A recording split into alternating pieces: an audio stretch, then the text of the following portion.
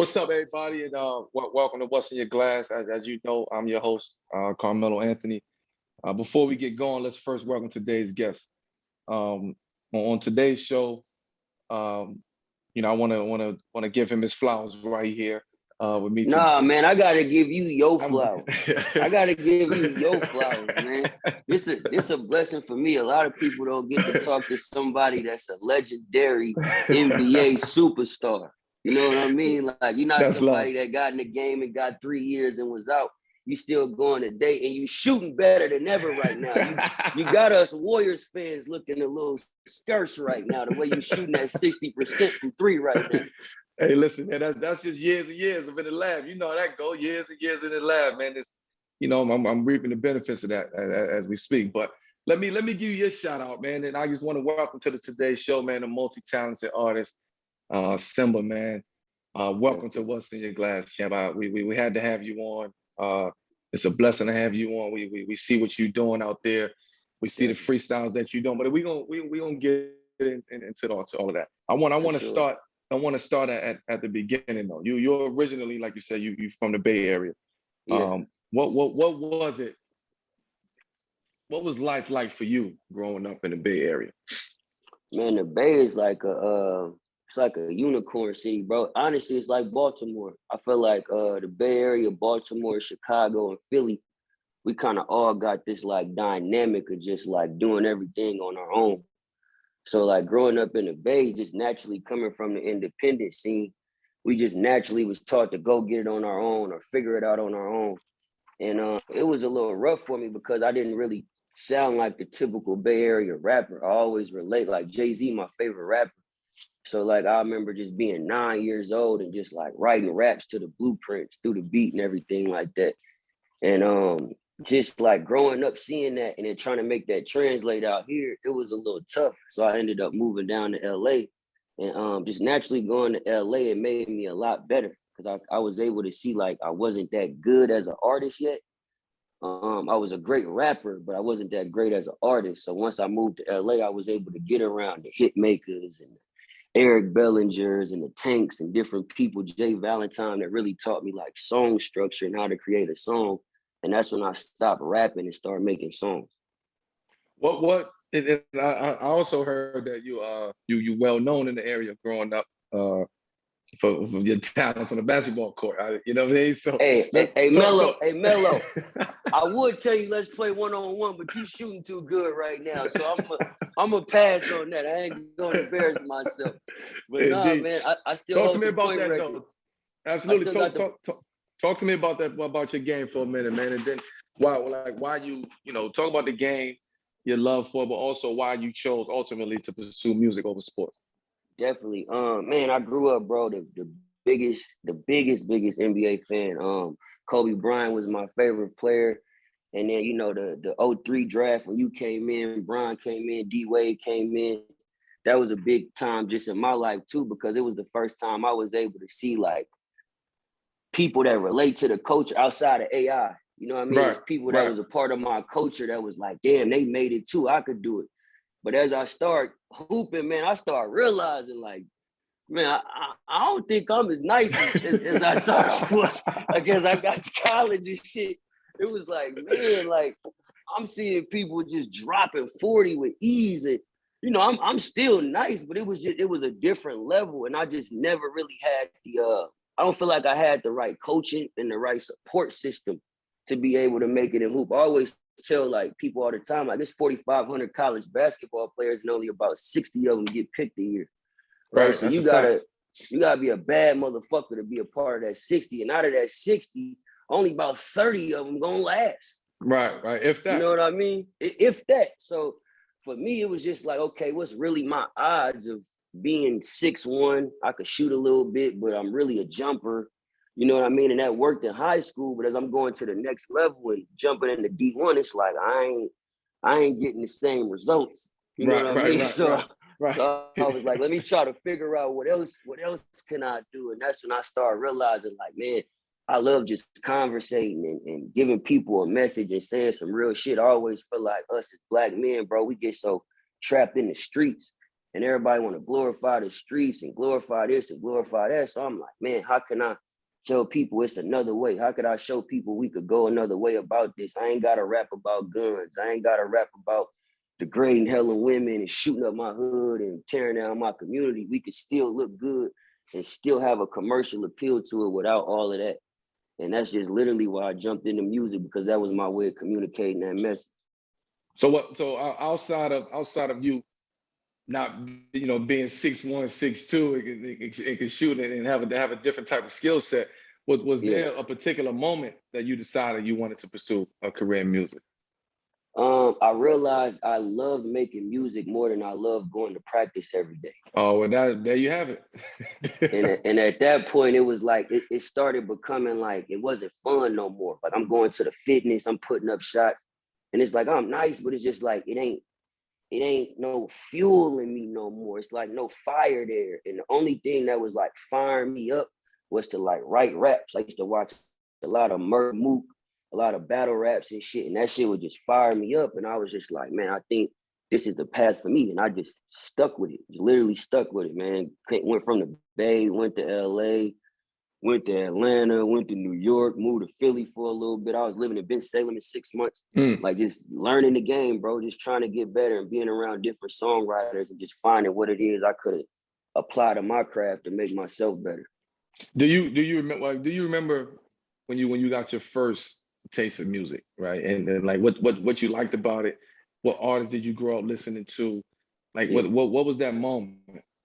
Man, for me, it was Hove. It was the Blueprint. It was the first time I heard the Blueprint. My mom heavy in real estate. So my mom had a crib out in Las Vegas. So we used to drive from the Bay to Vegas and just do music all the time. I used to just listen to Hove a lot. But when the Blueprint dropped, it dropped on 9/11. And that day school got canceled. So we was like, we're gonna take a trip. And I was just listening to the album. I went to Sam Goody and I got the album. And it was just like the first time, like I seen somebody that, like, as a man, like I physically wanted to become. You know what I mean? Like we always see like niggas in the neighborhood, niggas who get some money, but you want to be a portion of them. You don't really physically want to be like them. You might want their money or their position or whatever. But it was the first time where I seen somebody, I was like, man, I want to rap like this. Like, I want to dress like this. I want to represent myself like this. I want to be a part of business like this. I want to be educated like this. And Hove really just like inspired me to keep going. And from Hove, we got Nipsey. Nipsey was another one of my favorite rappers who I was actually able to work with. He gave me a book, The 22 Immutable Laws of Branding. And that book really changed my life because it made me stop looking at myself as just a person that rap and as somebody that's like a business. I started looking at myself as a business and how to brand myself and what it is I should stick with. And that really helped me because at the time the melody wave was coming in and I was thinking I should stop rapping and do melody, but reading that book taught me, nah, narrow your focus. Stay right here with your focus of what it is you about. And I just kept rapping. And stay solid and true to who you are and what you do. You can't rely on what everybody else wants you to do. So that's I heard about that book. I ain't have a chance to tap into it, but I heard some great things. It's a great book. I'm reading another one right now called Contagious, Why Things Catch On. Oh, absolutely. That's a hit. Yeah. That's a hit. I got a question I want to ask you though. Talk to me. Being somebody from the slums, like really coming from that life and coming from where we come from, how does it feel to be able to overcome that and still consistently be able to grow within that? Well, I had to grow in within myself first. I had to acknowledge and take the ownership on just who I was and who I wasn't. And the minute I started tapping into that side of me, once I became more in tune to my spiritual side, my mental side, tapping into books, listening to people, listening to music, and just putting it all in perspective and changing my perspective at the end of the day. I think that's what kept me like, when I hit rock bottom at one point, it was like, damn, like I never thought it could happen to me. So when you say rock bottom, what you mean? So when I say rock bottom, right? When I was out the league for about a year and some change, to me that was rock bottom. Like it was like damn, like that could happen to me. Nah, this can't happen to me. So it was an ego hit. You know what I'm saying? My pride took a hit, my ego took a hit, so I had to fall back. And when I fell back, I had to almost reinvent my mental and reinvent my spiritual and my emotional side and tap into it, which made me want to write my book that that I just dropped with Tomorrow's on Promise about Be More in New York, just overcoming obstacles, and then really just understanding like I'm my biggest fan. I'm my own fan at the end of the day. As long as I believe in what I can do and my skill set and who I am and staying true and solid, I'm my own fan at the end of the day. Nobody else can take that away from me. So now it's second nature for me. You know what I'm saying? I wake up every day, I found my peace. I found peace. And once you find peace, man, it alleviates a lot of things, man. You know what I'm saying? But also everything comes in under that umbrella of peace too. Happiness, you start looking yourself in the mirror differently. You start waking up more, proudly and approaching each day, with a different mindset and a go-getter mindset. And I always kept in the back of my mind that I don't want to experience what I experienced growing up. I don't want to go back there. I'm not going back there. So that's always a burning, that's a burning coal. That's a burning desire that's inside of me. Even though I'm not going back there, it's just I know that feeling. And I'm like, damn, like that keeps me motivated to this day. Yeah. Do you feel like, and this is something I kind of just seen of being a fan of you. Do you feel like you had to grow into a different identity with a different every time you switch teams? I think I had to adapt. You know what I'm saying? I tell people I had to adapt. And because of my upbringing and because of what I had to go through and what I was around and what I saw, I always was adapting each day. I adapted to everything each day. No 2 days are ever gonna be the same, and you know that growing up in those environments. So it's like you gotta adapt. You gotta look over your shoulder. You gotta walk this way. You gotta look that way. You gotta adapt. You go here. Your environment is different. And then when you go to another city, in my situation, going to another team, I always was the one who had to adapt. You know what I'm saying? Whether it worked or it didn't, I was always the one who had to be the sacrificial lamb and had to adapt to my environment. So because of my ego at that point in time, it was like, nah, like I ain't doing that. That ain't me. That ain't who I am. But once you go through some shit, and once I call it the bottomless pit. Once you hit that rock bottom, you realize, okay, you got to put shit in perspective. You got to change your perspective on a lot of different things. So that's what came after me. I asked you that because I find myself going through that. It's like different phases that I'm starting to elevate to, and I'm noticing like my past ways kind of affecting the growth of that. You know what I mean? You can have a guilt. You can be guilt. You can feel guilty about it too. You know what I'm saying? You can feel guilty about your past ways. You know what I'm saying? It might not even, you probably left that behind. It probably don't, you're not even dealing with that no more. But because you dealt with that, you have a little bit of guilt in it. When you going through and when you come to something that triggers that, that's when the guilt trip happens. You know what I'm saying? When you get triggered, that's when the guilt trip happens. This episode of What's in Your Glass is brought to you by Quip. Good health starts with good habits. Quip make it easy by delivering all the oral care essentials you need to care for your mouth. The Quip electric toothbrush is loved by over 7 million mouths and has timed sonic vibration with 30-second pulses to guide a dentist's recommended 2-minute clean. It has a lightweight and sleek design for adults and kids with no wires or bulky charger to weigh you down. Plus, reusable handles in a range of sleek metal hues, including best-selling all black and all pink, as well as bright plastic colors to sure make a pop to your bathroom counter. In addition to brush heads, Quip also delivers fresh floss, toothpaste, mouthwash, and gum refills every 3 months from $5. Shipping is free, so you can save money and skip the hustle and bustle of in-store shopping. With stylish and affordable electric brushes starting at just $25, you won't be paying through the teeth for better oral health. If you go to getquip.com/glass right now, you'll get your first refill free. That's your first refill free at getquip.com/glass. Yeah, nah, it's dope to just be able to ask you this because, Brian had reposted my freestyle, and that's kind of how I got known. I was in the industry for years, just moving around, and then Brian posted my freestyle. So the first time I was even able to speak to him was at the Space Jam premiere. Okay. And I always look at people like yourself and like Bron, Chris Paul, Wade, Kobe, like y'all the elite, and y'all are able to achieve levels that most people don't get to. And I know it's a lot of information that come with that. So anytime I get the opportunity to have a conversation with somebody of that ilk, of that caliber, I always want to ask certain questions to be able to get that information, because that's where I feel I'm going in my craft. Absolutely. And I need that information. It should be more of that. It should be more of, you know, guys asking the questions and they want to get advice, or not even advice, just want to be put on game on our experiences. We all got different experiences, but we all can tell you what you need to hear, or what, you know, what you might hear something from us that works for you, that you can take one of them gems from it. So I advise a lot of people, man, when I talk to younger people, I tell them, man, don't be afraid to ask no questions, man. You know what I'm saying? 'Cause it's something that we ain't getting embraced when we came in a game like that. But it's so fucked up, Melo, because like if you think about it, we that way from elementary school. Motherfuckers be scared to read and scared to ask certain questions in class. So it comes with really a fear of being wrong.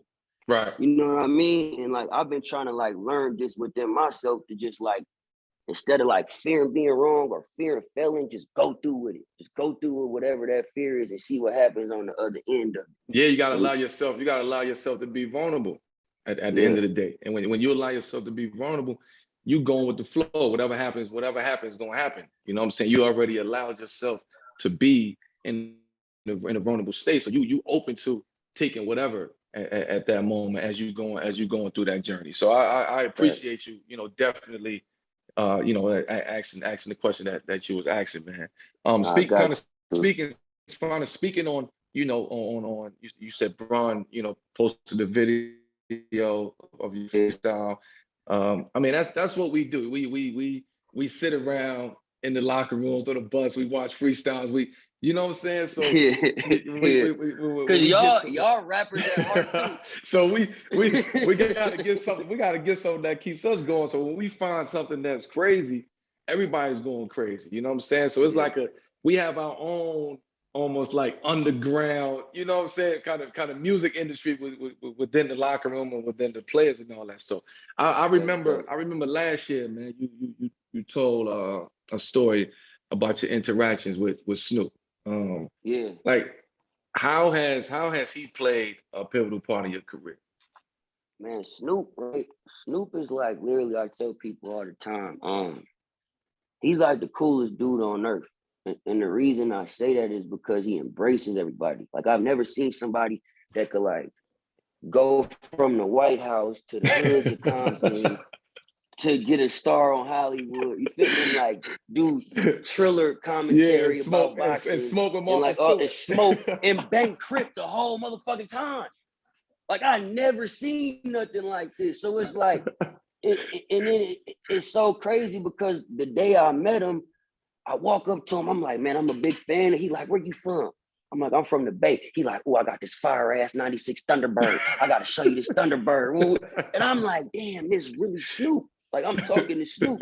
And then the next time I seen him, because they do these car shows like every other Sunday, like him, the big homie Percy, Matt be out there, Matt Barnes, a lot of them be out there and they bring their old schools out. And the next week I came and he brought the Thunderbird out. He brought the Thunderbird out. He's like, I told you, nephew, I was going to bring it out. And I'm just like, damn, it's Snoop. You know what I mean? Like, this is really Snoop. And you start realizing, like, damn, he's this way and he's this big because he's true to who he is. He never let the celebrity or let the fame get in the way of where he come from. And he embraced it. And he takes it wherever he go. And it just taught me to be that way. Like, I used to feel like to do an interview, I got to put all my jewelry on and put a hat on and do all this. But fuck around with Snoop, it's like, bro, this how I'm rocking today. You know what I mean? This how I'm coming. Like, y'all know what it is and y'all know what I stand for. I don't have to prove something else. So being around him really taught me that and how to like stick to that. Absolutely. We all know Snoop, you know, love to give out the game. Like he don't got no problem giving out the game, man, especially to he called everybody his nephew. So Facts. he giving out the game. Like what was one piece of advice from him that stuck with you? All right, so it was something that Snoop said to me and Fat Joe said to me at two different times, but they basically were saying the same thing. Wow. And what it basically was saying to keep going, because nobody knew how it was going to work. Nobody had this mapped out, how their marketing scheme was going to be, who was their targeted fan base and all this. They was just doing music. And if you watch movies like The Revenant, right? You got Leonardo DiCaprio, crazy ass legs broke, bear didn't beat his ass, right? The wolves didn't got on him, but he just stayed alive. Yeah, he kept going. You know what I mean? He kept going, and eventually he made it through. So they basically taught me that philosophy of just keep going. Like even when you unsure, write a song about being unsure. You know what I mean? When you confused, speak about being confused, because there's so many people on this planet that's going through the same thing and you never know what they'll relate to you for. So they just told me to just always keep going, never stop, just keep going, never give up, never let people tell you to do it this way, do what feels right to you, and keep going. Man, you from what I'm hearing from you, how you speak, it's like you're one of the few who are vulnerable, or allow yourself to be vulnerable when, or not, I don't want to say vulnerable, take your gloves off and take your guard down and say, I'm getting this advice. I don't give a fuck. I don't care who it's from, who it is. This is who I look up to, or not even look up to. This is somebody that I respect. And I'm gonna get this advice. And a lot of people don't have that. They too afraid. They're too afraid to ask for that, or have a conversation, or they may feel like a sucker if they go ask somebody. So they may feel like a goofy or something. They go ask for some advice or something like that. So I want to commend you. I want to commend you on that, because it ain't too many people that's like that. I appreciate that, man. I appreciate that, because I really feel like that's a damn breed. Absolutely. And where it comes from is me being a little older. Like I was in the studio with this kid the other night, 19-year-old kid. I'm 29. And I was telling him, we 10 years apart. And I was telling him, like, I got the ability to care, because I remember having to go get in my car, having to go save my money for the week. My mama would give me lunch money. I had to save my money. And when an album would drop next Tuesday, I had to go to the store, buy that album, read the credits, put it in, listen to it. So it created a care system of what I was listening to. So when it was people I was listening to, or people I was watching, or people I was idolizing, I always was like, I gotta get information from them.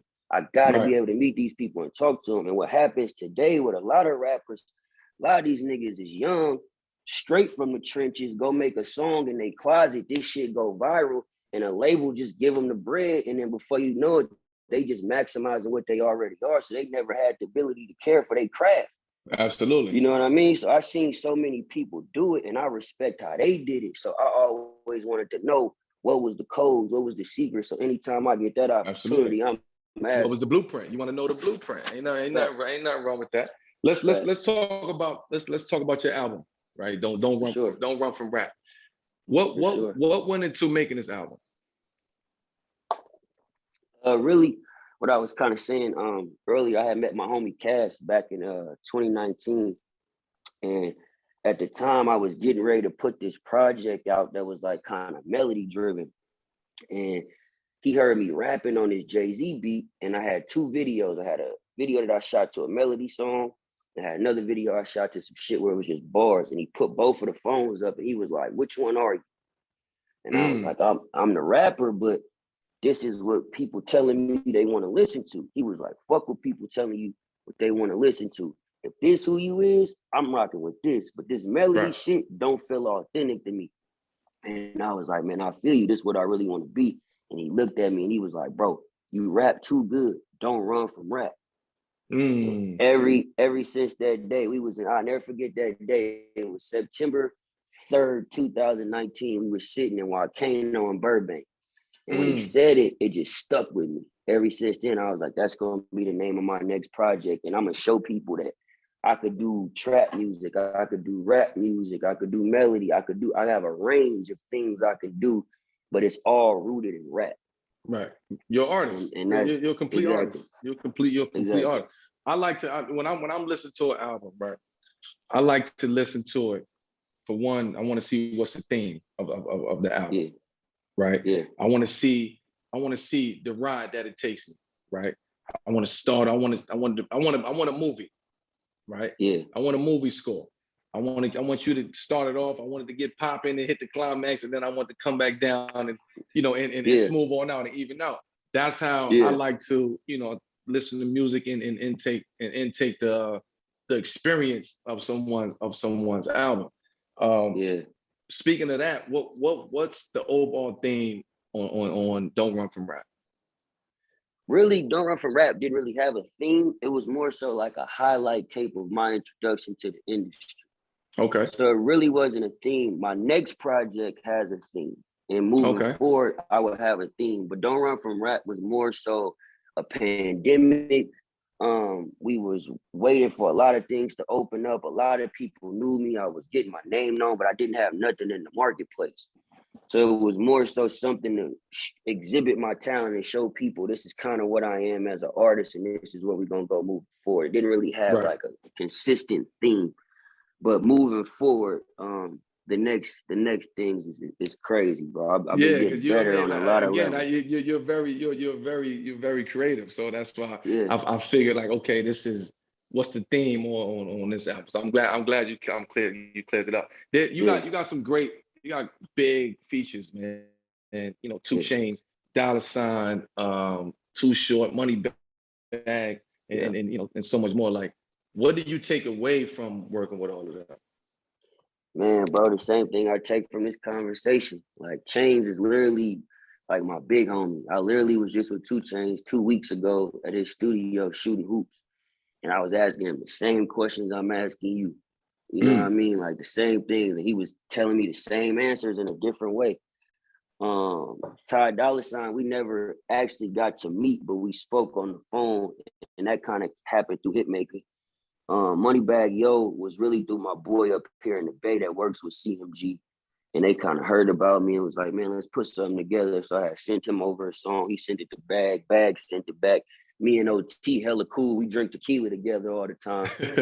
So he was in the studio and I got the verse back and he just went in there, don't boom, sock, cook, pot. I said, man, go do that shit. Go do that. Go do that. So but a lot of the features, man, just really comes from the respect to kind of just seeing me around the game. I kind of been around it and been in it a lot. And I've had a courtside seat to a lot of people's success. And I tell people all the time, like, I watch Roddy Ricch do it from the mud. Like, I was in the studio with Roddy the night he recorded every season. And I watched him do it. I watched him take it from the Novu to the Staples Center and how he moves. So just being able to see that, you're going to naturally be able to run into people that's in those same circles. People knew my face and knew who I was, but I just didn't have a platform yet or didn't have a moment yet. And once I kind of got my deal, when Dallas seen me and, the freestyle started going up and then the music started coming out, people was kind of like, all right, we can fuck with bro now. You know what I mean? Like, speaking of the freestyles, right? Let's talk about your freestyles. First off, the LA League of Freestyle was bananas. Like that one was crazy. What goes into a freestyle for you? Like is it something that comes naturally? Have you worked at it? Is it something that you had to sit down, you had to study, you had to study the greats, or would you say your time kind of battle rapping kind of help you freestyle? I would say, man, just the experience of it all. Like right now, you shooting 60% from three, right? It's because you done it over and over and over and over and over. So you know when to let that bitch release. Like, your spots, where to get to, and that motherfucker going in, whether somebody in your face or not. So that's how I take a freestyle. You know what I mean? So I always, with freestyles for me, I could easily go in there, start rapping off the top of my head and do this and do that. But that's what a lot of people do. So I always try to find an angle of where I could stand out. And when they hit me about doing the LA Leakers, I think I was like number 104 or something like that. But I watched about 99 freestyles. Everybody from Freddie Gibbs to Big Sean, everybody. And I was noticing like people either be like too nonchalant or they be too hype. Nobody walks a fine line of like, I'm gonna just toast right here and holler at y'all. I'm gonna just tell y'all what it is. Look, this is what the fuck it is. I was on the phone with Wallow and I was telling him to watch out for these hoes I not. I had to tell him that I ain't no nigga who just started getting pussy because his song got hot. You know what I mean? So I was like, okay, that's my angle. So I'm gonna go in here and I'm gonna tell my story about who I am, but I'm gonna do it in a cool ass, relaxed way. I'm not gonna be overhyped. I'm not gonna sweat my clothes out. I'm not gonna do none of that. And that's literally how I just approached it. They called me 3 days before I went up there and I sat in the crib. First day I watched every freestyle. The second day, started writing my verse. And in the morning I went up there, I just practiced just me sitting like this, rapping that shit. I just went straight up there and did it. Yeah, you was on your square at that point in time. Yeah, for sure. So you gotta be on them type of platform. Them platforms is like the McDonald's game. Yeah, for sure. Absolutely. You know what I'm saying? It's like, nigga, you better come to ball right now. It's eyes on you. Yeah, You gotta look. Your aura gotta be right too. Like, you know what I'm saying? Your aura gotta be right, which is key on that. Switching gears up a bit before we start to wrap it up. Like being as young as you are in the game, right? Like what advice would you give to like any kids kind of watching, who thinking about, you know, kind of taking the music route? For sure. Open your mind a little bit. And that's kind of where I always approach my music from, is think about what it is. We all get consumed with trying to be the guy in front of the camera. But the guy in front of the camera changes every year. The people behind it don't. And if you can find ways to keep the guy in front of the camera, you'll always have a position in life, a job to work, because the guy in front of the camera is gonna change. So we always think to be the rapper, or think to be the NBA player, or think to be the wide receiver or the quarterback.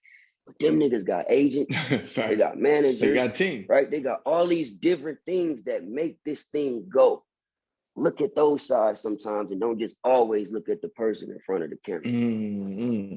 Amen. Appreciate that, champ. Peace on that. What's next for you, man? Do you have any upcoming projects that the people can be looking out for? 2022, man. We nonstop 2022. I've been ending the years with freestyles. I'm actually up in the Bay right now. I got a show tonight with Too Short that we doing in San Francisco. That's gonna be crazy. But next year I'm really aiming to release like 2 to 3 projects.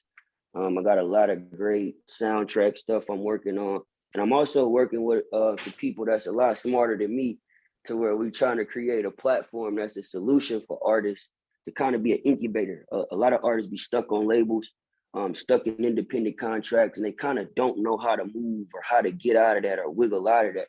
So we're trying to create this platform that basically helps create a solution for both parties. Who's ever signing this person and who's signed to them, it's a solution. I can't go all the way into detail right now, absolutely. It's a solution for that. It's a one-stop shop.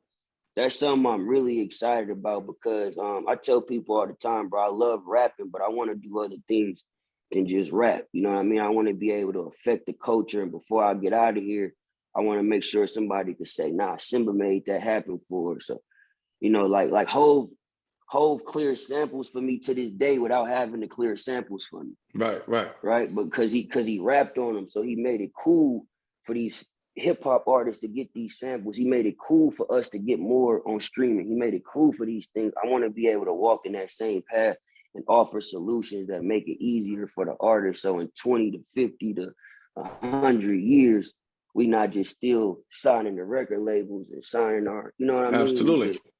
Flourish on our own as a community. Well, you on it, champ. I can tell you that, man. I appreciate you definitely for jumping on the day with me. Keep doing what you're doing, champ. You know, I'm a big fan. I'm rocking with you. I'm supporting you. Man, that's so big, you know, coming from you, bro. I'm gonna tell you a crazy story. Before I get out of here. When I was 14 years old, I tried to grow my hair out to get braids like Carmelo. And it pushed my hairline back, and I'm just now getting my joint back to this day. So I want you to know that number 15 jersey for the Denver Nuggets. Push my hairline back. That's what I want you to know. I hope that shit was worth it. It's coming back. Your shit coming back, man. This moment was worth it. So it was all worth it. Absolutely, champ. I appreciate you, man. Thank you again. As I said, keep doing what you're doing, man. You carving out your own lane. You carving out your own path. Keep applying pressure, but also, you know what I mean, your vision. You got it. You got the vision. So keep doing what you're doing, bro. I'm gonna get at you. I'm gonna scream at you. I'm gonna see my map so you can have it, so we can stay in contact, and let's just build, man. Anything I can do for you, let me know. Vice versa, man. I appreciate you, champ. Man, same here. Thank you, big dog. I appreciate this opportunity. It's love for life. Indeed. Peace. Kill it tonight too. I got you. I'm gonna give you a shout out too. Peace. All right, so good. Baby.